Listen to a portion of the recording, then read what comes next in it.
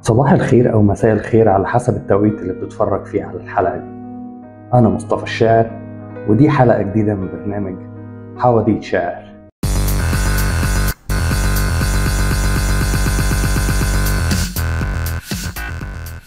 عيادة صغيرة في طنطا بأجر رمزي 10 جنيه بس للكشف. دي كانت عيادة الدكتور محمد مشالي، واللي معروف في مصر باسم طبيب الغلابة، واللي توفاه الله يوم 28 يوليو سنة 2020 بهبوط حاد في الدورة الدموية. الراجل اللي أفنى حياته كلها في علاج الفقراء، وما كانش مهتم بالشو الإعلامي ولا إن حد يبقى عارف عنه. كل اللي كان بيهمه هو دعوة تنفعه في يوم من الأيام. محدش في مصر كان يسمع عنه غير بعد وقت كبير قوي من حياته المهنية. حياته المهنية كانت مدتها حوالي 40 سنة، وبداية حياته المهنية كان فيها حدثين هما اللي غيروا كل حاجة في حياة الدكتور محمد مشالي. أولا كانت وصية والده. والله بيه أنا بيه والدي الله يرحمه وهو على فراش الموت أوصاني خيرا بالفقراء، أوصاني خيرا بالفقراء. وصية والدي قال لي اوعى تاخد وهو على فراش الموت، اوعى تاخد فلوس من مريض غير قادر على الكشف، غير قادر على دفع الكشف. المريض الفقير اللي غير قادر على دفع الكشف ما تاخدش منه حاجة. ثانيا كانت حادثة الطفل اللي كان في حاجة لحقنة انسولين. كان في طفل عنده 10 سنين وكان مريض سكر، وهذا الطفل المسكين المريض السكر قال لي والدته هاتي لي يا ماما حقنة الانسولين عشان انا ريقي ناشف خالص وعيان مهطاه. قالت لي يا ابني لو جبت لك حقنة الانسولين اخواتك مش هياكلوا، القرش اللي معايا يا دوبك اجيب لهم طعمية وقشة عشا. فقام الولد طلع على البيت من فوق وراح مولع في نفسه، وقال لها يا ماما انا موتت نفسي عشان اوفر لاخواتي حق الانسولين ياكلوا بيه. وانا جريت وحضنته ومات في حضني وهو وانا لفيته بالبطانيه وهو محروق وطلعت روحه للاسف الشديد. ومن اللحظه دي بيقرر الدكتور محمد مشالي انه يوهب نفسه لكل حد محتاجه ولكل الفقراء، لانه في الاصل هو واحد منهم. قدرت نفسي لرعايه الفقراء المرضى الغير قادرين.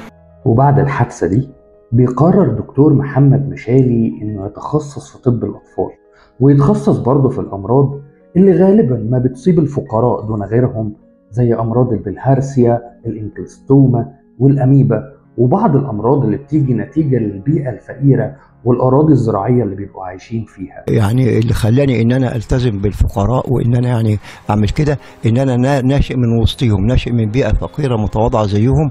وان الحاجه الثانيه ان انا كان اول تخصصي واول عملي اشتغلت فيه بعلاج مرضى البلهارسيا والانكلستوما والديدان والطفيليات والحاجات دي، ودي نوعيه فقيره جدا من المرضى. يعني المرضى الفلاح الغلبان اللي بيجي له بلهارسيا، الانسان العامل البسيط اللي بيجي يتعرض للطفيليات المعويه، كل دول بتيجي الامراض اللي انا بعالجها بتصيب الاسر الفقيره، فيجب ان يكون كشف في متناول يدهم علشان يجولي. وبيذكر دكتور محمد في مره من المرات ان الدكاتره واساتذته في القصر العيني كانوا بيقولوا لنا واحنا طلبه في كليه الطب، اللي عاوز يبني عماره ولا عاوز يعمل فلوس يروح يشتغل في التصدير والاستيراد، ويشتغل في الجمرك في التصدير في الاستيراد، لكن ما تاخدش ما تبنيش عماره من اللحم الحي بتاع الفقراء. وفي مره من المرات وبعد ما اتعرف دكتور محمد مشالي طبيب الغلابه، حاول احد البرامج انه يساعده في رمضان وانه يجدد له عيادته، ولكن دكتور محمد مشالي بيرفض تماما، وبيقول بمنتهى البساطة عايزين تساعدوني؟ ساعدوا الفقراء، هم محتاجين الفلوس دي، تقدروا تتبرعوا بالفلوس دي للأطفال اللي بلا مأوى أو للأيتام، ولكن أنا مش في حاجة للفلوس دي ويكفيني دعوات الناس. كان معروف عن دكتور مشالي إنه بيكتفي فقط بسندوتش الفول وسندوتش الطعمية في اليوم، وكان كشفه لا يتجاوز 10 جنيه، وفي بعض العيادات كان كشفه فيها ب5 جنيه. ودكتور مشالي كان بيعمل ده لأن الفيزيتا بتاعته كانت دعوة بجد تنفعه في يوم من الأيام قدام ربنا.